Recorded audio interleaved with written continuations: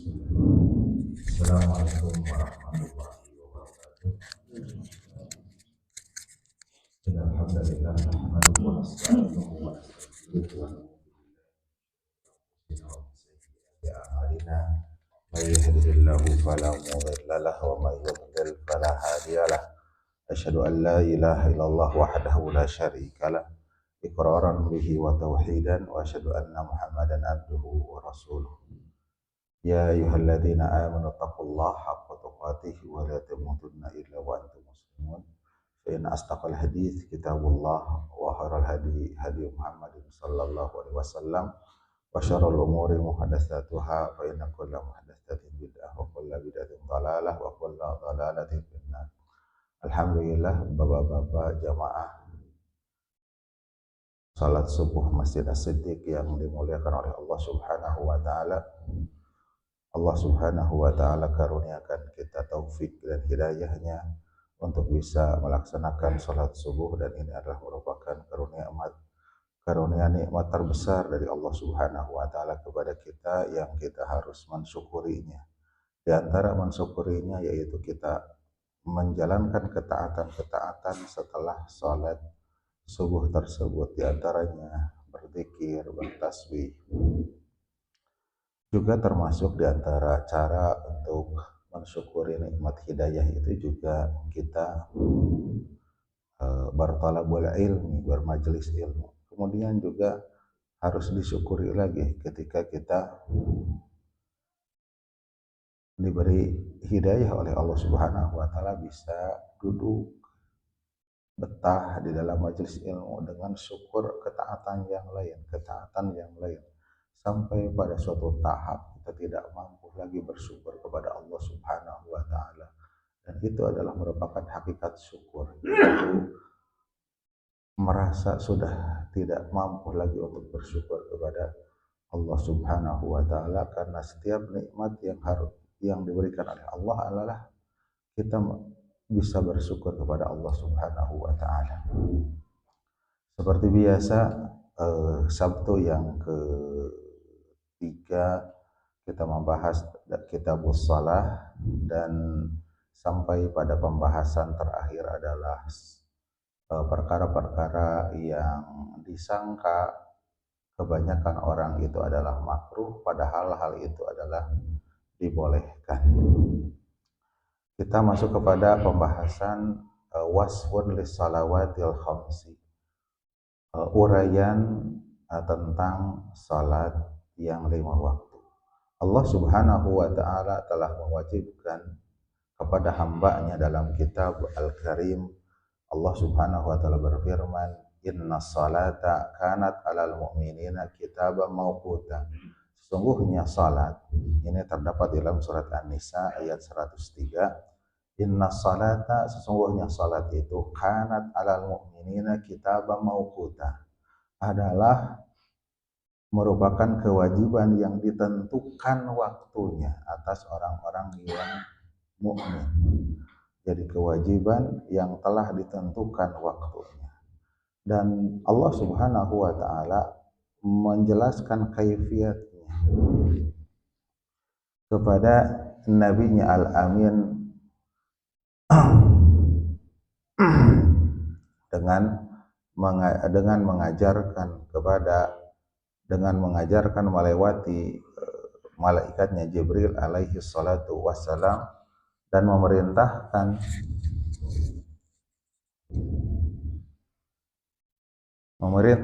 kita untuk mengikuti kepada Nabi sallallahu alaihi wasallam setelah diajarkan bagaimana salat 5 waktu tersebut.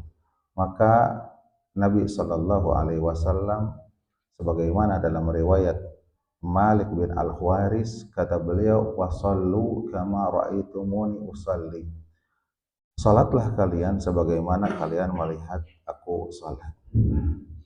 Dan salat yang diwajibkan kepada seorang hamba itu adalah 5 waktu dalam sehari semalam. Kita sudah melakukannya. Kenapa kita perlu mendapat penjelasan ini? Dalam rangka kewajiban kita kepada Allah Subhanahu wa taala Allah Subhanahu wa taala mewajibkan kepada kita dan merupakan kewajiban setiap muslim adalah dalam rangka ma'rifatul Islam bil adillah, mengetahui, mengenal Islam dengan dalil-dalilnya, dengan dalil-dalilnya. Minimal kita mendengar dalil tersebut dan juga paham atas dalil tersebut dari apa-apa yang kita lakukan. Salat 5 waktu, kita melakukannya. Apakah kita tahu dalilnya, paham dalilnya, walaupun tidak bisa menerangkan kepada yang lain lagi, tetapi minimal pada waktu itu kita paham, mengerti dan mendengar dalil tersebut. Ini adalah merupakan sesuatu yang cukup bagi seorang muslim.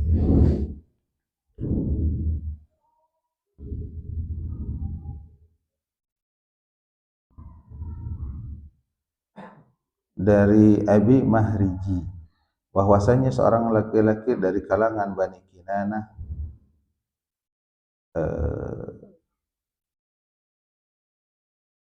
kemudian disingkat homsu salawatin katabahunna Allahu alal ibad, 5 waktu yang Allah Subhanahu wa taala wajibkan atas hamba-hamba. Faman jaa'a bihinna lam yudayyi minhunna syai'an istihfafan bihaqqihinna kana lahu indallahi ahdan an yudkhilahul jannah. Barang siapa yang tidak menyia-nyiakan dari 5 waktu tersebut sedikit pun, menganggap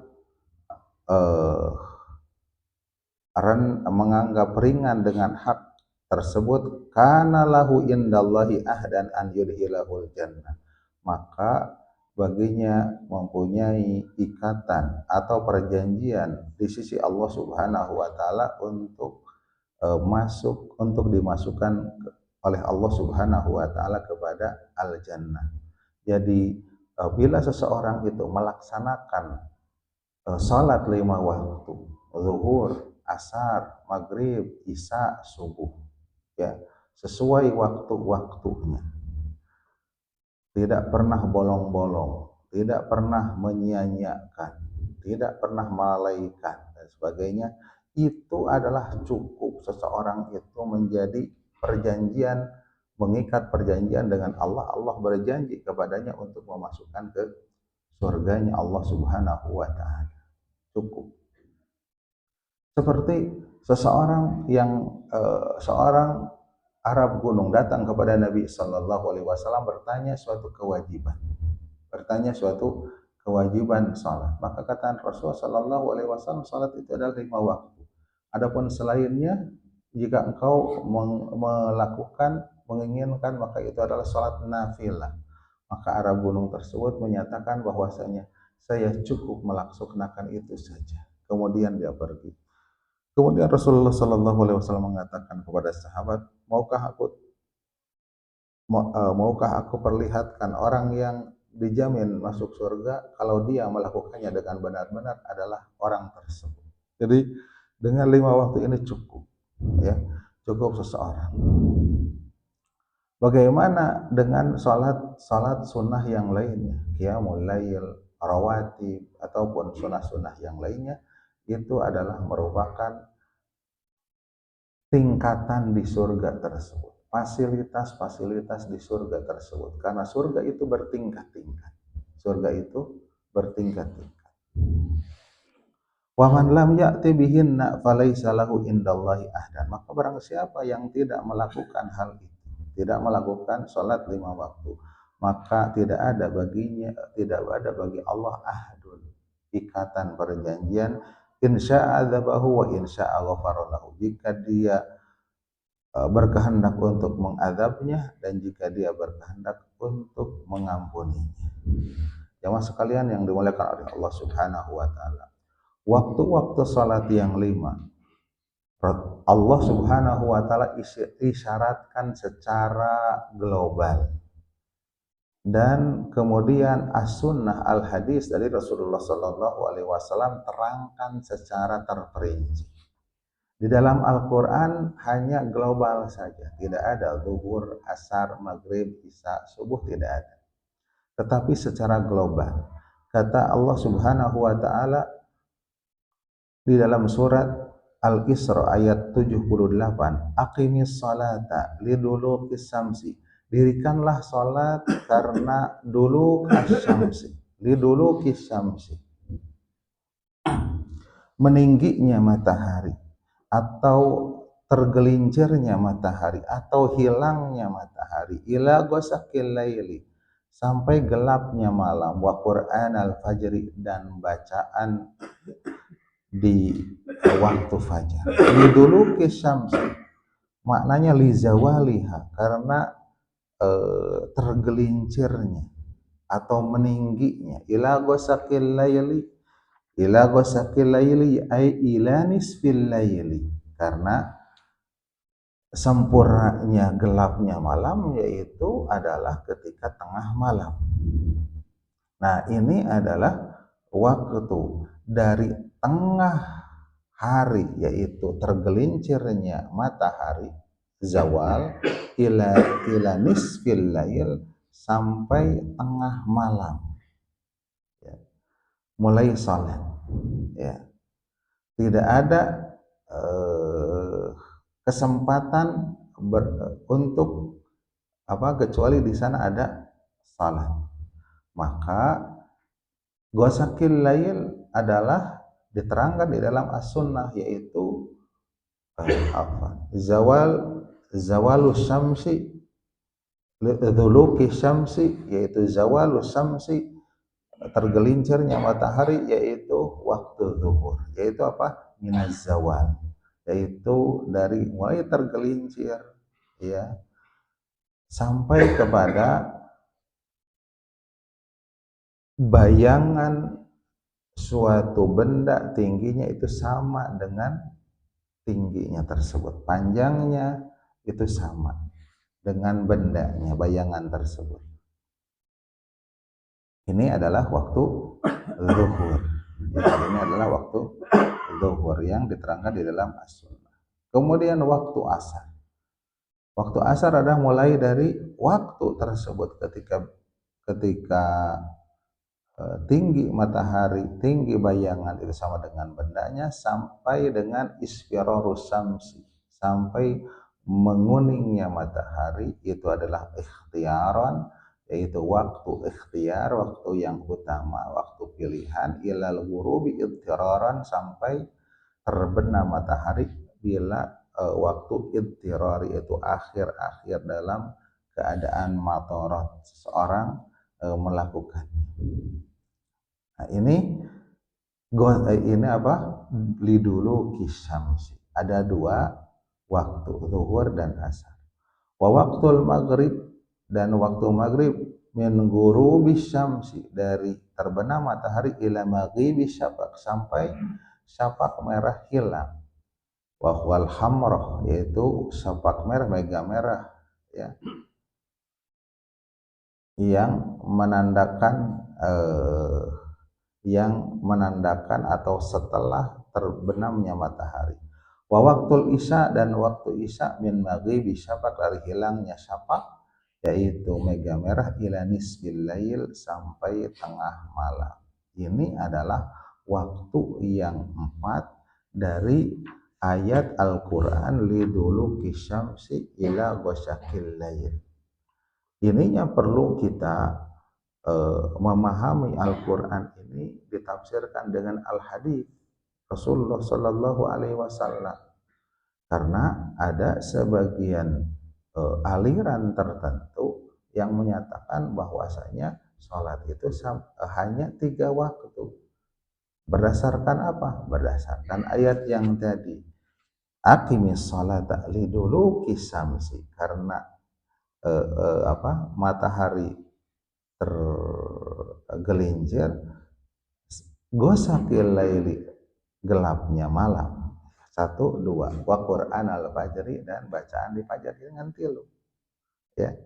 Padahal dalam dulu kisah masih ada terdapat dua waktu duha dan waktu asar. Kemudian ghosakil lail ada dua waktu maghrib dan waktu isya.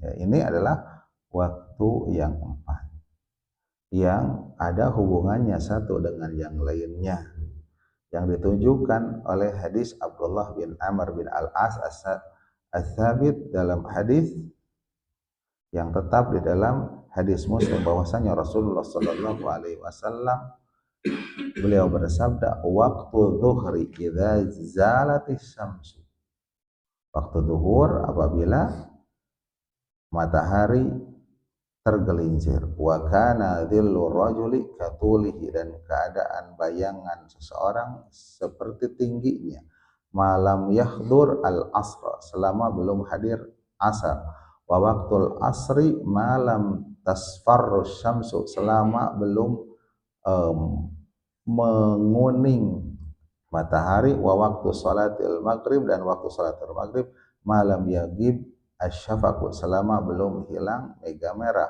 wa waktu salatil isya, dan waktu salat isya ila nisfil lailil awsat, sampai tengah malam, wa waktu salatil subhi. Nah, sekarang waktu salatil subhi min tulu'il fajri, dari terbitnya fajar, malam tatlu isyamsu, sampai sebelum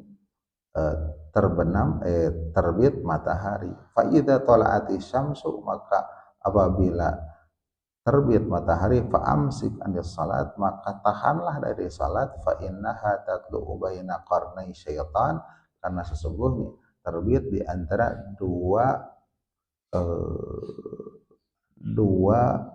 tanduk setan, ya, dua tanduk setan. Maka ketika terbit matahari kita dilarang untuk salat syuruk, maka jangan langsung ketika jamnya syuruk, tetapi ditunda sekitar 15 menitan, kata para ulama dan para asatid, itu supaya apa? Supaya tidak sama dengan yang beribadah menyembah matahari. Dan itu persis terbit itu di kornus syaitan, di antara tanduk setan. Jadi kalau kita melihat seperti itu matahari di sana, maka itu adalah, kalau digambarkan, kalau kita melihat tanduknya itu secara nyata, maka akan ada di antara.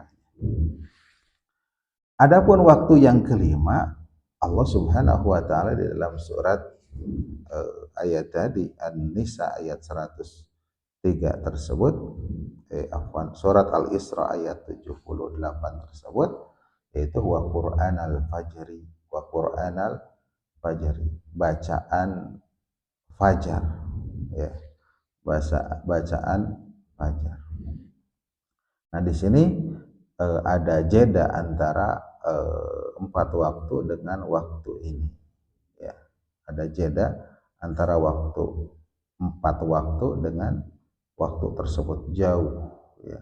Kemudian juga ada jeda setelah waktu subuh ke waktu zuhur, jeda yang cukup panjang, ya, cukup panjang, waktu itu cukup lama, dan sangat munasib sekali apabila kita melaksanakan aktivitas, ya, aktivitas. Dikatakan bahwasanya aktivitas seseorang itu, kerja seseorang itu menunggu waktu sholat, menunggu waktu sholat, di selang-seling waktu sholat. Itu aktivitas manusia. Utamanya kita beribadah kepada Allah Subhanahu wa taala, utamanya sholat, yang selainnya adalah kita bekerja, kita kasab, kita berdagang, kita aktivitas duniawi, seperti itu. Bukan sebaliknya. Sholat di antara selang-seling adalah bekerja.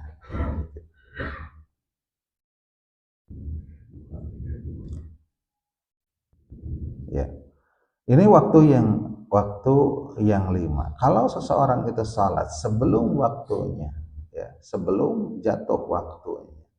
Seukuran dengan takbiratul ihram saja, Allahu Akbar, belum ke waktunya, baru teng waktunya Allahu Akbar. Itu tidak diteruskan. Ya kalau diteruskan itu tidak. Walaupun seukuran takbiratul ihram, Allahu Akbar, udah Allahu Akbar, baru jatuh waktunya. Padahal amat dekat, itu tidak bisa. Ya, apalagi kalau sebelumnya, Bang. Ya. Kenapa? Karena dia memulainya sebelum masuk waktunya.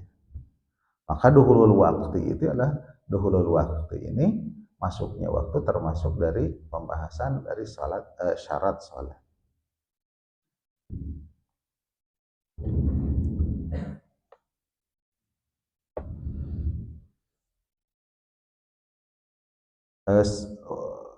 Karena waktunya sudah ditentukan awal dan akhirnya.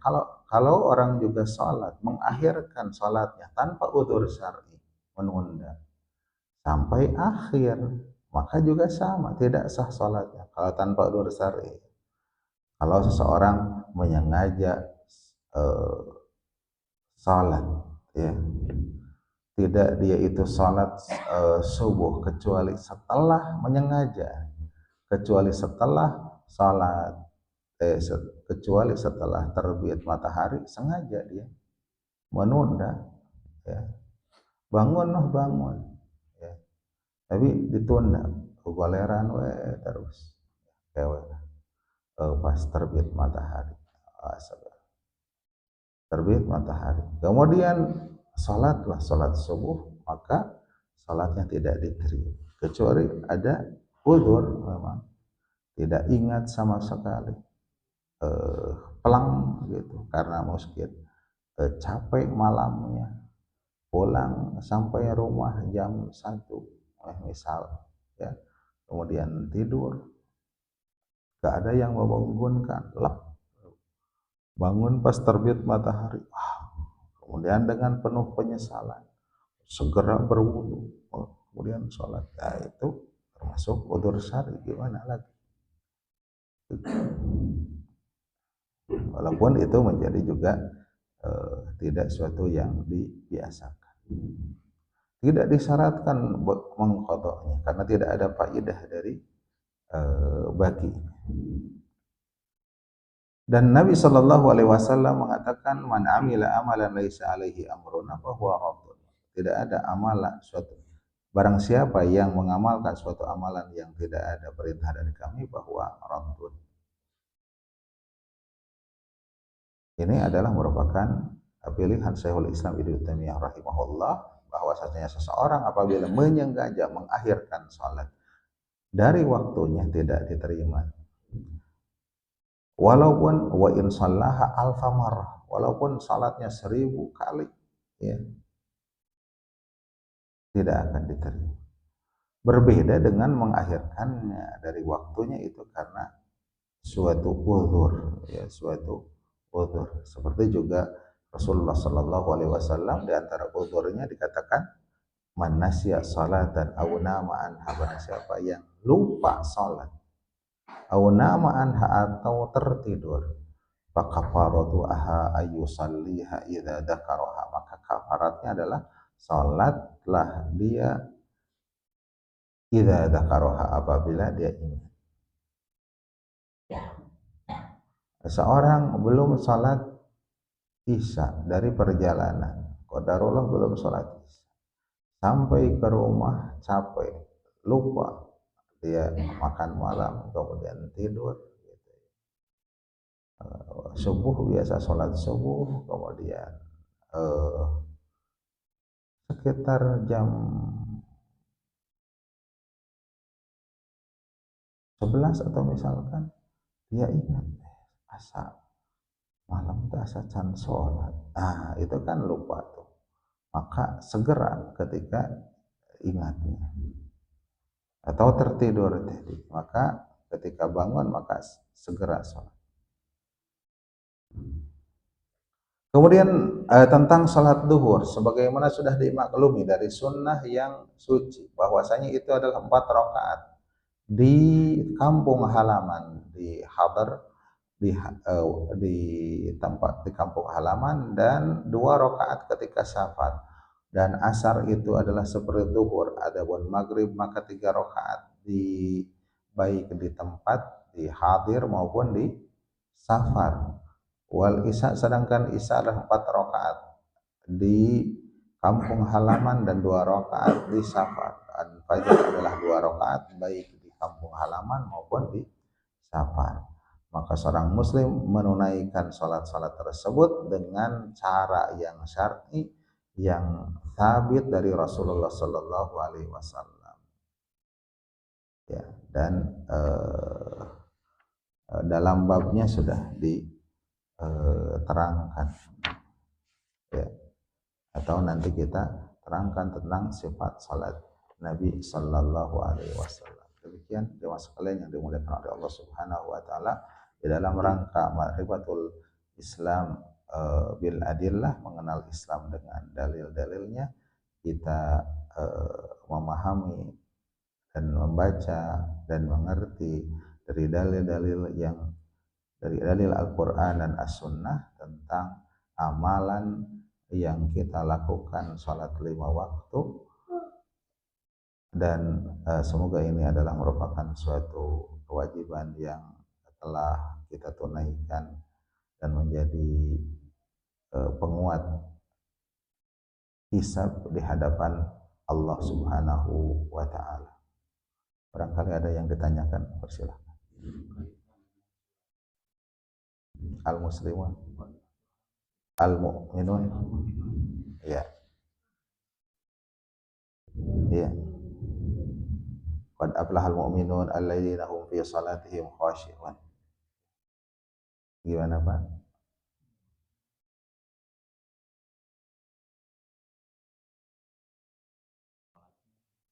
Iya, iya, iya.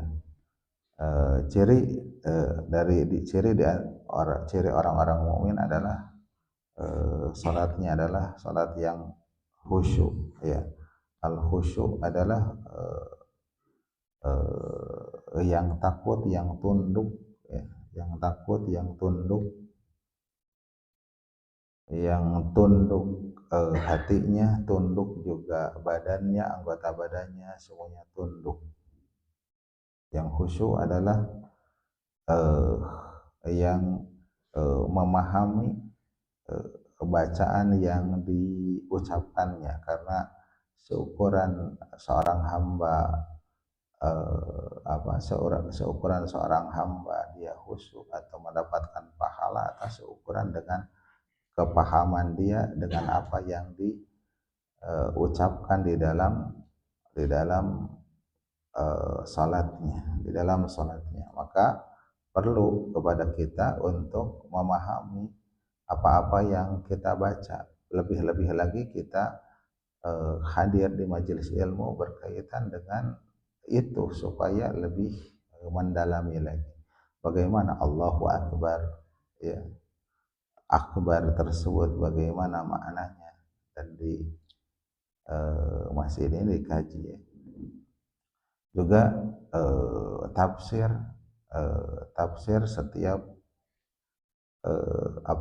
yang dibaca oleh kita, dan utama kita memahami tafsir juz amma, karena itu adalah merupakan yang kita sering pakai, sering dengar dari tatkala kita berjamaah, gitu ya. Juga kita harus mengkajinya sehingga kita bisa mentadaburi apa-apa yang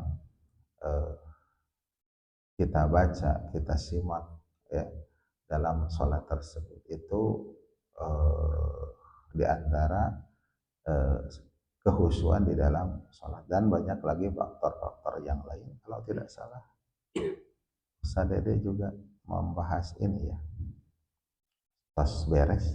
Ustaz Dede, ya, diteruskan, karena asatid di sini banyak, satu dengan yang lainnya saling melengkapi, ya. Dan ini adalah merupakan karunia yang besar, ya, kepada kita khususnya di masjid ini, di lingkungan ini. eh, ya dengan banyaknya materi-materi, tinggal bapak-bapak mau ya menyempatkan diri ba'da subuh kayak tahan heula, ba'da maghrib kayak tahan heula, diam ya sampai isya, itulah minimal. Dan saya mendengar dari guru kita yaitu Ustadz Ahmad Tonari, bila seseorang menyempatkan 2 waktu saja dengan dengan belajar yang serius, ini terutama bagi para pemuda yang muda-muda, serius itu eh, bukan ngaji kuping ya. Itu bisa melahirkan para dai lagi ya. Itu bisa melahirkan para dai lagi. Yang serius itu yang gimana? Bawa kitab yang dibaca oleh ustadz tersebut, tulis catatan atau tulis ta'lik yang diterangkan, karena pemateri tidak hanya membaca dari kitab tersebut, minimal artinya, ta'liknya, catatan-catatannya yang nggak paham di sana. Terus ya istiqomah ya, sedikit demi sedikit ya, di murojaah dan sebagainya ya, insya Allah itu eh, akan melahirkan orang yang paham di dalam agama dan juga bisa mengajarkannya, demikian. Cekap. Ya, kita tutup dengan doa kafaratul majlis. Subhanakallahumma wa bihamdika asyhadu an la ilaha illa anta astaghfiruka wa atubu ilaik. Wassalamualaikum warahmatullahi wabarakatuh.